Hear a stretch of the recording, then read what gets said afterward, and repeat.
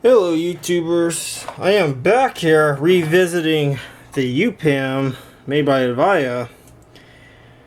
As in the last video I told you that this didn't work, but recently one of my subscribers of mine, which I'll give him a shout out, Dilan's Creations, made a video on how to set this up.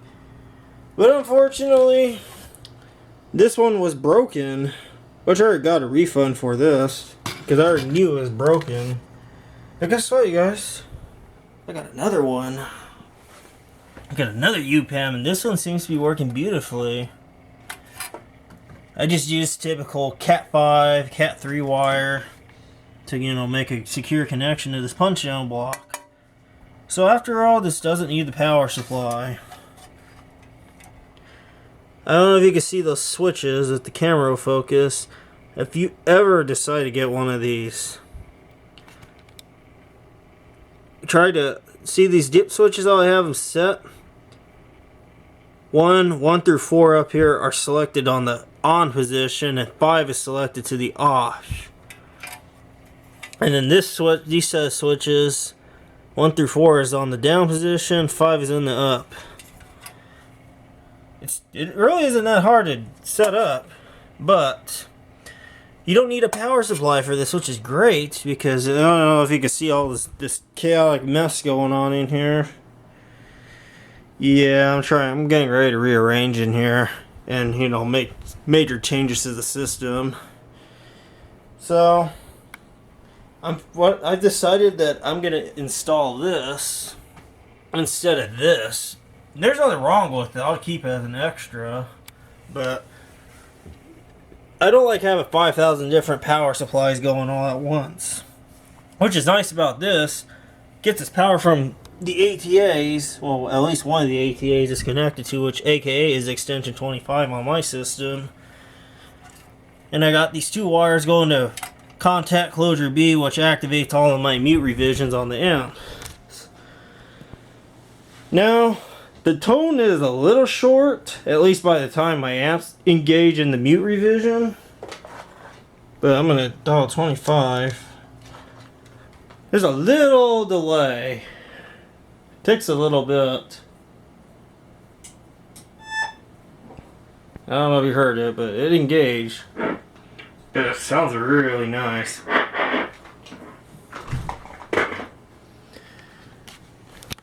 In fact, this is what my local Home Depot uses. They used to use this back in the day. Although I do notice there's a slight pitch change on this one, and I think this one's a newer revision. But it looks like almost like brand new. Because I see this sticker here, and I don't see like signs of scuff marks or anything. Like it was using, it just clicked. Man, I want to try something else. Kind of similar to, I can't use the iPhone because I don't want to bother my sister, but I want to try to see if Google Voice will work with this. Yeah, it's pretty cool. And this is my plan. Spoiler alert for those of you that are watching this video. Don't mind my clothes, but see how I have this cabinet here? I want to put the UPAM in here and then put like a separate little junction box to hide all the relays and stuff in. That way with the blank cover, so then if something acts up, then I can access it, and then also I'll run the lines up into here and run them out. Now, a little disclaimer, there's a couple speakers I'm going to have to take off the system due to space.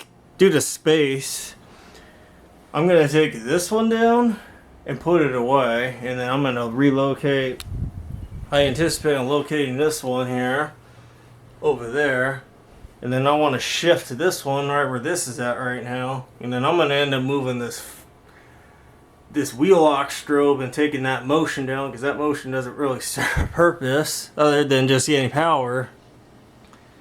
And all those cables dangling in the corner, those are all leaving. So that's why it looks messy and empty in here, because this is my big project. So I'll stop the video here and I'll show a demonstration with a song. gonna test this with music now. So, pretend I'm at Home Depot.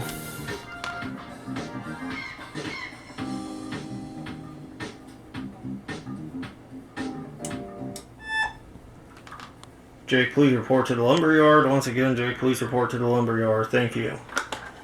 There we go, a little Home Depot joke.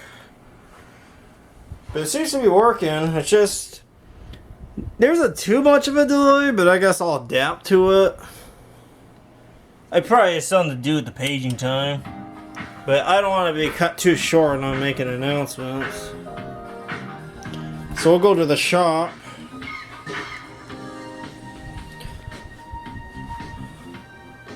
And yes, this amp's gonna stay, by the way. In fact, this whole shelf you see here, it's leaving.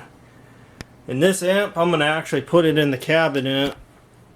And I'm gonna take ventilation into consideration, but there's a whole mess in here.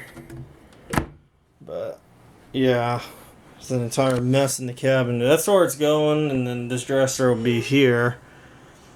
Yeah, got a mess in here, so. In fact, let me restart the music. And those of you that notice this pull station here, you're probably going to say, what a weird spot. Yes, I am going to move it. Don't worry. And I don't think I never showed you guys this, but came with a key, so I have a key right here. Finally got a pull station, except it's going to be relocated more towards, you know, the main door, I guess. I usually see that in commercial places, so I'm going to try to make it proper.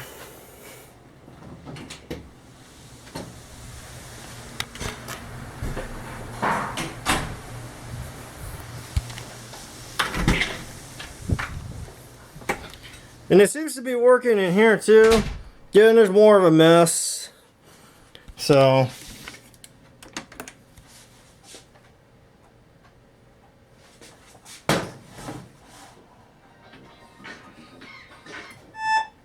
it seems to be working fine in here too.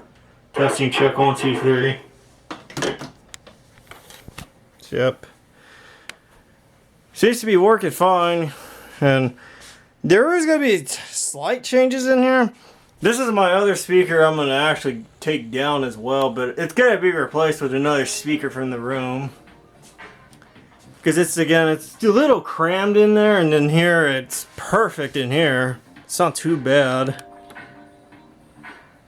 But and then I don't know if some of you might have noticed this mess of wires here. These are my Intercom wires, all jammed in this junction box, well, in the single game box. Right now, these two you see that I'm holding my finger on, you'll know by the two of the same wire nut types. This is what's responsible for the mute revision. These two this used to be the microphone from the old tone controller that I had in the room. This wire nut's loose. These are no longer in use, and I'm actually going to reuse those as mute lines, independent mute lines for this amp, and then the other one for this amp. Because I just have a little tiny cube relay wrapped in that electrical tape there. And I know I need to clean this mess up, and there's a bunch of ground loop isolators, because, you know, ground loops are a problem around here.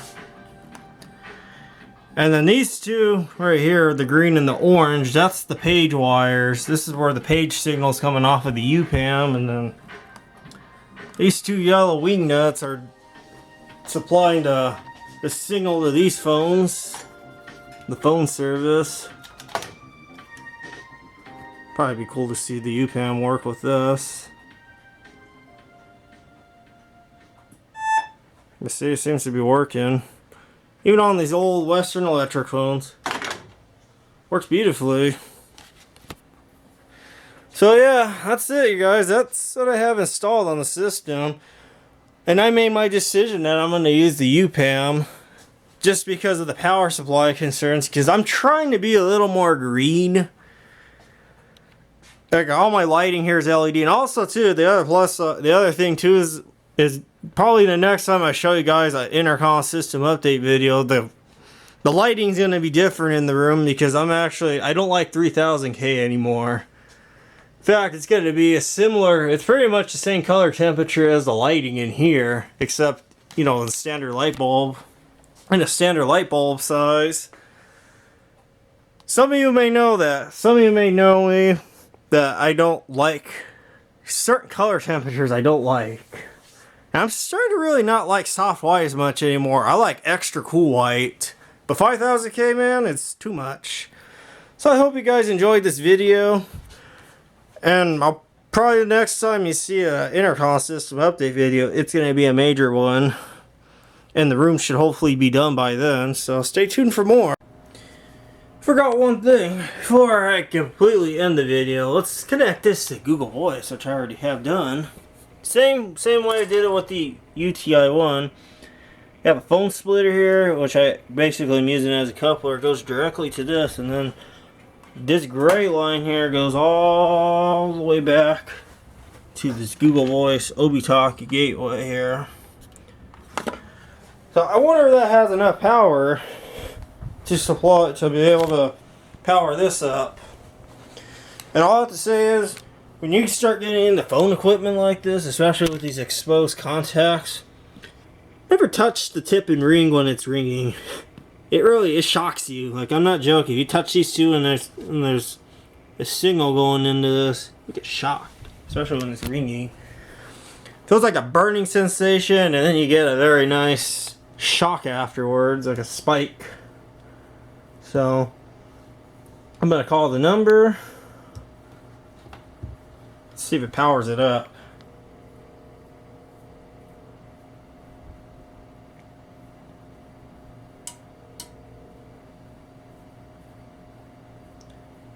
Which I don't think it doesn't have enough power.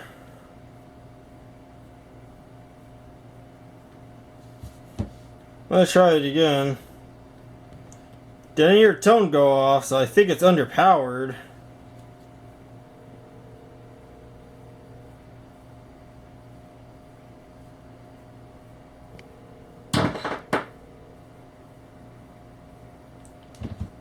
Yeah, I don't know if you heard that. It's being underpowered, so I'm gonna actually swap out this jack here. So those of you that are wanting to use your smartphones with this, it's not possible directly using the gateway. You're gonna have to use a special system because it's not enough power to supply this. Unlike the ATA2, which I'm gonna connect it back. Put the camera down.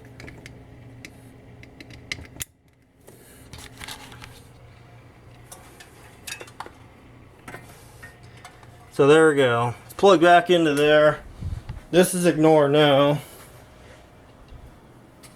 So this does take quite a bit of current. Let's just say that. Test it again to verify. There we go. It's kind of interesting. I guess it... Try this again.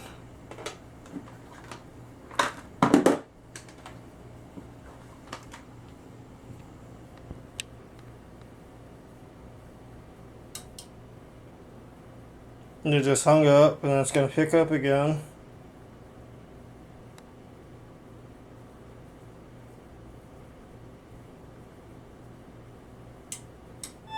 There we go. In case those of you are wondering, oh, you hurt the device. I did not hurt it. It's just because it's not enough power. I had a feeling this is not going to be able to, the Google Voice wasn't going to be able to power this up all the way. So hope you guys enjoyed this video, and stay tuned for more. Next time you see this room, it's going to be a little bit different. So